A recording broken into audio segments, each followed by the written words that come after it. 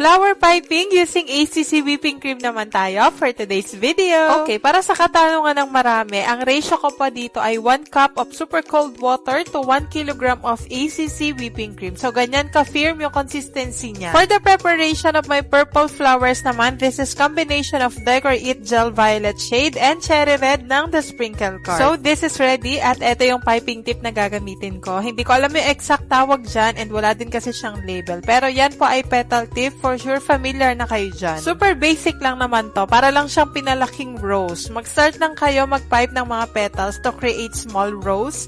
Then, habang lumalaki siya, magdodoble lang kayo ng pag-pipe ng petals. So, kayo na bahala kung ilang petals ang gusto nyo. Continue lang yan hanggang sa lumaki pa siya. Pwede kayong mag-triple ng pipe para mas mabilis. Tapos, yung pinaka-final petals niya, medyo lalakihan nyo na. Yung magmumukha siyang nakabuka na katulad niyan. Diba? Ganun lang kasimple. Kayang-kaya nyo sundan yan. Maski pa beginner kayo. So, ayan, gawa pa tayo ng isa. Ganun pa din yung procedure. Kung may mas malaki kayong flower nail, mas maganda, makakagawa kayo ng mas malalaking bulaklak doon. After nyan, i-freeze ko to overnight para mas mag-set pa siya at mas madali siyang ipaglalagay sa cake. The next day na to at eto na yung mga 5 flowers. Tignan nyo naman, pwedeng-pwede nyo siya hawakan. Pero bibilisan nyo lang din ha, kasi warm yung kamay natin kahit pa paano made-deform pa din yan.